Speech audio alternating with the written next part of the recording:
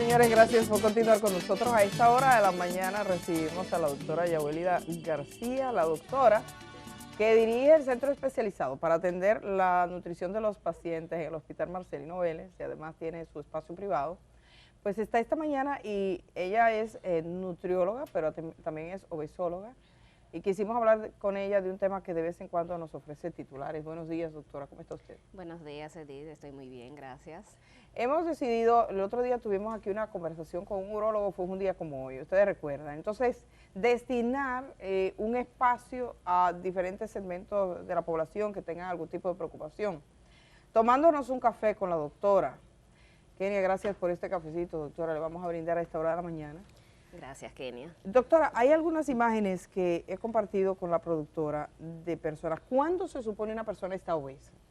¿Qué es la obesidad? ¿En qué momento yo puedo decir estoy obesa? Mira, es una pregunta muy interesante porque resulta que la obesidad no siempre se ha considerado como una enfermedad, pero a partir del año 2016 fue oficialmente catalogada como una enfermedad crónica. Y eso es muy interesante porque lamentablemente, no nada más en nuestro país, en muchos países, incluso del primer mundo, todavía los seguros médicos no le prestan la atención debida y no quieren siempre dar cobertura a los tratamientos. La obesidad es una enfermedad que se define en función de exceso de grasa, que eso es algo que puede confundir a muchas personas, porque tú haces una búsqueda en internet, en Google, en cualquier buscador, y te va a hablar inmediatamente del índice de masa corporal. Ah, sí, índice de masa corporal. El índice de masa corporal es una ecuación que utilizamos para calcular cómo está el peso en relación a la estatura de la persona. Y utilizamos el índice de masa corporal para clasificar la obesidad en grado 1, grado 2, en grado 3 o obesidad mórbida extrema. Pero ¿qué pasa? No podemos, y ahí es donde la gente se confunde, utilizar el índice de masa corporal para definir la obesidad, porque no te habla de composición corporal, no te dice si tu exceso de peso es músculo, es grasa o es qué, para ponértelo más claro. Ahí tenemos una imagen, esto es mórbido, mórbido, mórbido. Sí, esa es una obesidad extrema. Que tenemos gente así, que hemos visto, Claro. que no pueden caminar, Déjame que se decirte, encierran. yo en el Hospital Marcelino Vélez he atendido pacientes en esa condición, Es verdad. que para llegar de la sala de espera al escritorio me llegaban sofocados. Y con orientación de dieta, recordemos que es una población de escasos recursos, es una población que no va a tener acceso a ponerse en un gimnasio. Ajá. Con orientación de dieta, con orientación de ejercicios, iniciando en un caso así, yo le ponía 5 o 10 minutos todos los días a que caminaran lento. Y me perdían peso. Yo he tenido pacientes en el hospital que me han perdido 100 libras, 120 libras, 150 libras, solamente con dieta y ejercicio, Sin cirugía. dieta y caminatas. Y algunas de ellas, los esposos le llenaban unas laticas de guandules o con cemento para que hicieran ejercicio. Es verdad. de Tuviste gente que inventaron una pesa con cemento. Sí. Doctora, entonces usted dice ahora los esposos son mujeres, la mayoría la gran mayoría de los pacientes, no de los que sufren obesidad, sino de los que buscan atención por obesidad. Son mujeres. Porque a las mujeres se le pone más como presión social también. También se preocupan en cuidarse Se preocupan más. Muchas veces, pasen mujeres, pasen hombres, pero hay muchas personas que le tienen miedo a ir al médico. Sí, conocemos a gente. Porque no quieren que le den un diagnóstico. Germán grita que él. No, pero se ha confesado con cada médico que viene, se confesó. Sí, él siempre. Él se confesó hasta con el urólogo, se confesó. Entonces, ese temor es más alto en hombres que en mujeres. Las mujeres tienden a querer cuidarse más, a evaluarse más, a prestarse más atención. Doctora, los hombres acá, ¿por qué? Usted ve un hombre, o sea, así, esbelto, acá, de la cintura, aquí, pero acá. Esta parte, hábleme de esto, ¿por qué pasa? Y precisamente ese es uno de los métodos diagnósticos de obesidad, el diámetro, la circunferencia abdominal. Eso te habla de una obesidad centípeta, de una obesidad donde el exceso de grasa está más localizado en los órganos. ¿Tanto en hombres como en mujeres? Tanto en hombres como en mujeres, entonces hay parámetros definidos que usted va donde su médico, le mide la cintura y le clasifica la ¿Y obesidad. por qué pasa esto, esa concentración? Y como que hay una tendencia en los hombres a que eso pase así. Es muy genético. Es muy genético. Hay causas genéticas y hay causas hormonales. Incluso se puede ver en las mujeres a medida que van entrando a la edad perimenopáusica, donde van bajando los niveles de estrógeno y quizás suben un poquito los de testosterona, empiezan a acumular grasa a nivel central. Si se Tiene un descuida, componente hormonal fuerte, pero también tiene un componente genético. Y entonces aquí, doctora, en República Dominicana, ¿cuál sería la principal causa de la obesidad? ¿La dieta o la falta de ejercicio, sedentarismo? ¿Qué sería ese principal componente? Pienso que las dos están combinadas. A mí en una ocasión me preguntaron en una entrevista mi opinión sobre el plato emblema dominicano, la bandera. arroz, habichuela y carne. La bandera es un plato que puede ser ideal si le agregamos un plato de ensalada, por ejemplo, Exacto. porque tiene carne, A la gente a veces le pone. tiene leguminosas, que combinada, cuando combinamos los granos con el arroz, obtenemos proteínas de alto valor biológico, completamos los aminoácidos que le faltan a esos granos para tener las proteínas que necesitamos, es decir, es muy nutritivo. Pero al dominicano, y es una de las cosas que yo más veo en la consulta, no tiene hábito de consumir vegetales. Y a veces en el arroz, que es muy incómodo, si tiene arroz, habichuela y carne, le pone el pedacito de tomate y la hojita de lechuga sobre el arroz y hacen así. Entonces eso no tiene gracia. Sí, es verdad. Sí. Usted ve, la gente hace eso y lo llevan también a los trabajos. Y cuando destapa la comida, usted entra a ese lugar donde se comió y la verdad que es muy fuerte, doctora. El olor que deja, sí. Sí, Ese desafío, ¿qué es lo adecuado? Y mire, me estoy apartando un poquito, pero si yo trabajo y tengo que comer en el trabajo, ¿qué es lo adecuado que yo lleve al trabajo que mantenga sus niveles aceptables? Porque yo a veces, por cómo huele, tú te preocupas. Sí, claro, es decir, Pasan las horas. ahí hay un tema porque no es nada más tomar en cuenta los hábitos y gustos de la persona, hay que tomar en cuenta también el respeto al ambiente, a los demás. Si usted llega a la oficina, una oficina cerrada con poca ventilación, Con un arenque, con un plato locrio de con arenque o con sardinas, les va a afectar a todos. Entonces, mejor cosas que tengan olores neutros, un pollo. Aquí el dominicano le gusta comer fuerte al mediodía, entonces no todo el mundo te va a aceptar una sugerencia de lleva un sándwich y una ensalada. Hay gente que sí. Sería lo idóneo. ¿A mediodía? En el sentido del Sería lo idóneo. del Sí, comiendo trabajo. suave en el trabajo. Porque, mira, ayer mismo veía yo una paciente que me decía, no puedo llevar arroz para el mediodía, no como arroz al mediodía porque no tengo donde calentarlo. Entonces, Que venden unas mochilas, vale, ¿no? Unas loncheras que se conectan a la incluso al computadora, carro, ¿no? Y a que la son- computadora. Sí, a la computadora, que son de viajeros en el carro y usted pone y se Pero calienta. los víveres son una muy buena opción, el mismo arroz también. Eso es decir de que desayuna como un rey, come como no sé qué y cena como un mendigo. Eso sí es verdad, el desayuno debería ser lo fuerte, el otro debería ser menos y al final sería... Para la mayoría de las personas eso es un buen consejo. Hay personas que eso no les funciona. Hay que individualizar. Mira, la obesidad es una enfermedad multifactorial. Tiene múltiples causas y ocasiona múltiples problemas. No lo podemos encasillar en una sola recomendación, en una sola solución. Cada solución es diferente para cada persona. Doctora, hablemos de las cirugías.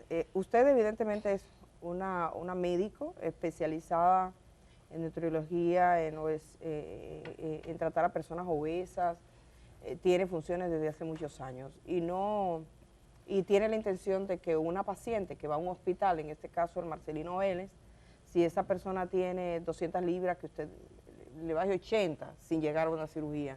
Pero eso no es el común de los casos, hay muchos negocios, tenemos muchas situaciones de personas que han muerto, buscando mujeres que han muerto, vamos a tomarlo en serio, queremos hablar de eso. El otro día nos enterábamos de una jovencita que falleció haciéndose una cirugía bariátrica. Y la gente piensa, bueno, yo voy a cambiar mi vida, me entro en una sala de cirugía y salgo nuevo, salgo ya bien. Pero eso también tiene sus desafíos.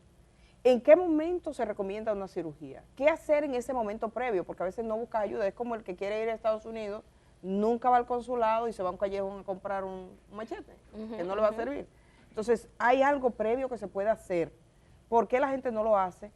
Y me gustaría, para dejarla ahí hablando usted, la parte de los procedimientos, ¿por qué hay tantos errores? ¿Por qué encontramos tantos errores y tantos fracasos a veces en las cirugías que se hacen acá? Mira, es muy interesante porque apenas el año pasado se publicó un documento consenso en conjunto de la Sociedad Americana de Cirugía Bariátrica y Metabólica y la Federación Internacional de la Cirugía Bariátrica y Metabólica. Y fue la primera guía en ser publicada desde el 1991, es decir, las guías y los protocolos de procedimientos, de tratamientos en salud se deben revisar cada 2 o 3 años. La de cirugía bariátrica y metabólica duró 30 años. Wow. Incluso quien la revisa no es la misma institución que la publica inicialmente, que fue el Instituto de Investigación Nacional de Estados Unidos. Entonces, han habido cambios en las recomendaciones. Las guías no están escritas en piedras. Son guías, son recomendaciones, no es que lo tienes que hacer todo exactamente así. Inicialmente, la calificación, para una cirugía bariátrica, el paciente tenía que tener un índice de masa corporal que indicara obesidad mórbida, tener más de 100 libras por encima de su peso. O, en su defecto, tener una obesidad grado 2 y tener por lo menos una condición ocasionada por la obesidad. ¿Qué condiciones no puede ocasionar la obesidad? Hipertensión, diabetes tipo 2, apnea del sueño, problemas renales, problemas articulares, son muchísimos, la lista es larga. ¿Qué ha cambiado a partir del año pasado? A partir del año pasado, las nuevas guías dicen que cualquier persona con obesidad, es decir, incluso comenzando con obesidad grado 1, puede optar por hacerse una cirugía bariátrica si tiene condiciones metabólicas que van a mejorar con la cirugía. Y eso es algo que hay que tomarlo con cuidado, porque ¿qué pasa con la cirugía bariátrica? La mayoría de los procedimientos que se hacen hoy en día, el 90%, están la manga gástrica y el bypass gástrico, más la manga gástrica que el bypass. Entonces, al tú limitar la cantidad de alimentos que una persona puede consumir, como ocurre con la manga, o la absorción. ¿Cómo es la manga?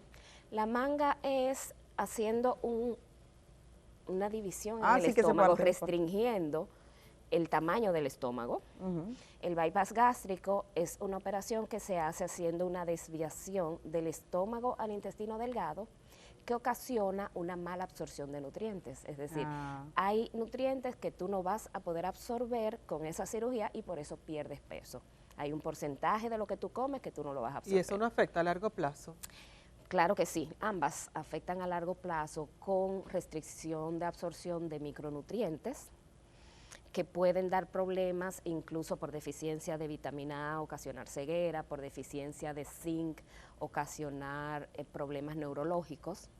Por eso es muy importante que el paciente que se someta a una cirugía bariátrica entienda que no es nada más la cirugía, que debe llevar un tratamiento previo y posterior con soporte de especialistas en nutrición y de especialistas en salud mental.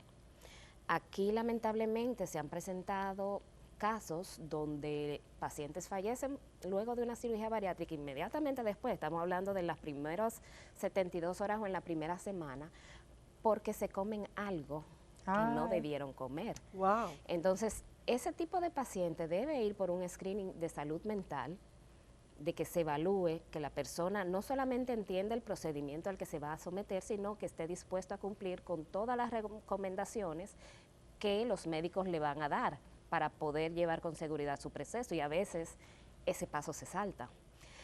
Las guías anteriores, las del 1991, recomendaban pérdida de peso desde antes de la cirugía. Las guías actuales dicen que no es necesario, pero no aportan la evidencia. Las guías tienen que ser no nada más una recomendación porque yo decidí, no. Debe ser una recomendación basada en evidencia, de que se hicieron investigaciones científicas que demostraron que esto debe hacerse de una forma u otra. Entonces, esa parte no tiene suficiente evidencia y hay otros estudios que sí dan evidencia de que el paciente se beneficia porque disminuye el riesgo de mortalidad y de complicaciones después de la cirugía, si lleva un proceso de pérdida de peso antes de someterse a la cirugía. Doctora, ¿hay algún tipo de regla en cuanto a la edad máxima y mínima para hacerse una cirugía bariátrica, por ejemplo? Mira, en cuanto a la máxima, no hay. sobre todo si se toma en cuenta de que es una cirugía metabólica, de que se va a buscar que el paciente pueda mejorar muchas condiciones que afecten su cantidad y su calidad de vida. Por ejemplo, la apnea del sueño, la misma diabetes. En cuanto a la mínima, también se valora riesgo-beneficio. Para pacientes menores de 18 años, y me han tocado ver pacientes menores de 18 años con una obesidad mórbida, con más de 100 libras por encima de su peso, se debe... Más de 100 libras por encima de su peso serían casi 200 libras. Puede ser hasta menos, porque estamos hablando de niños. De niños. Entonces vamos a decir... sí, 160. Sí, podrían ser 160, 180, dependiendo de la edad y del tamaño. Entonces, ahí se debe analizar el riesgo y la capacidad del niño de entender y de la familia de ayudarlo a cumplir con el tratamiento, pero hay niños en los que sí se hace y se considera, porque el riesgo a morir por obesidad puede ser A mí alto. lo que de todo esto, y sí decir claro, lo que me preocupa es que muchas veces uno ve que la gente comienza por la cirugía bariátrica antes de buscar otra salida. O sea, nunca se ha sometido a un proceso con un profesional.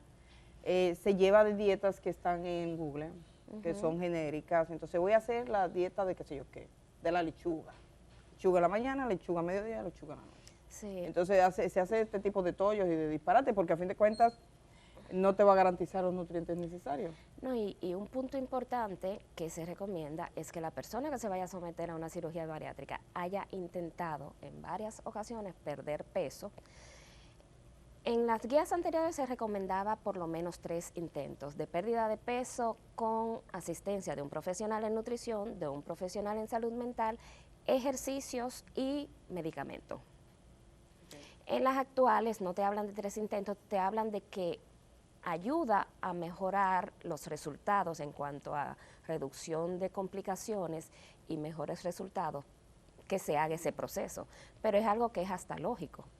Sí, como Mientras menos invasivo el tratamiento que yo hago para conseguir mejor tratar una enfermedad, pues es mejor. Además, no se llega a 250 libras de la noche a la mañana. Ese es otro punto muy importante y las guías también lo recomiendan. Lo ideal es llegar a una intervención antes de que el paciente llegue así. Pero eso viene al problema inicial que te mencionaba. Muchas veces el paciente no cuenta con los recursos y no tiene el apoyo de una aseguradora que le cubre el tratamiento. Eso también, Que eso también a veces es difícil. Estaba leyendo un reportaje de la BBC de una joven que compró un medicamento para adelgazar por internet.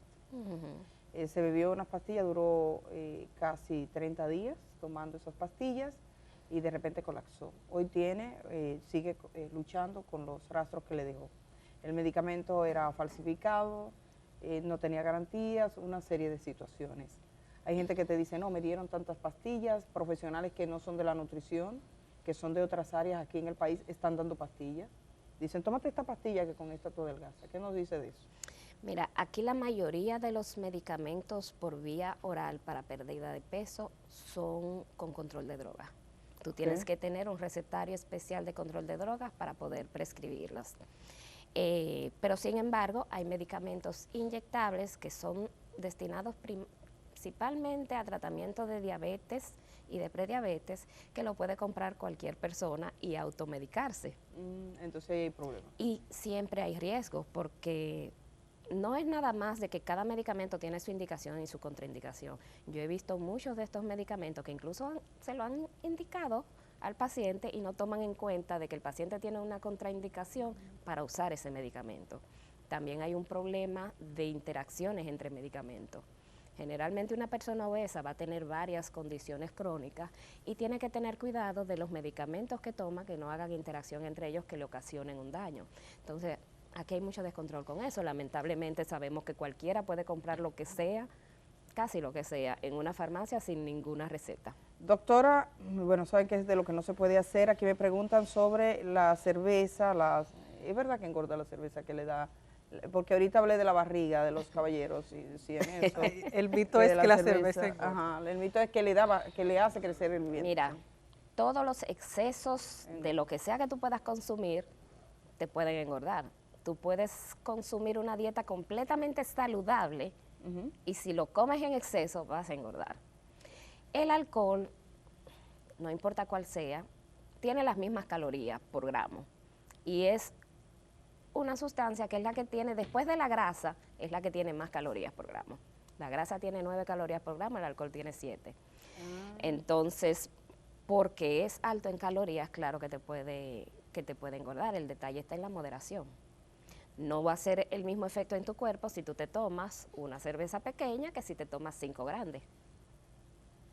El refresco, la gente que toma refresco, la soda, Los refrescos y también los jugos naturales, debo agregar, porque muchas personas piensan que porque algo es natural es sinónimo de inocuo. no lo es. Los refrescos y los jugos naturales son entre las cosas que más se han asociado a riesgo de obesidad.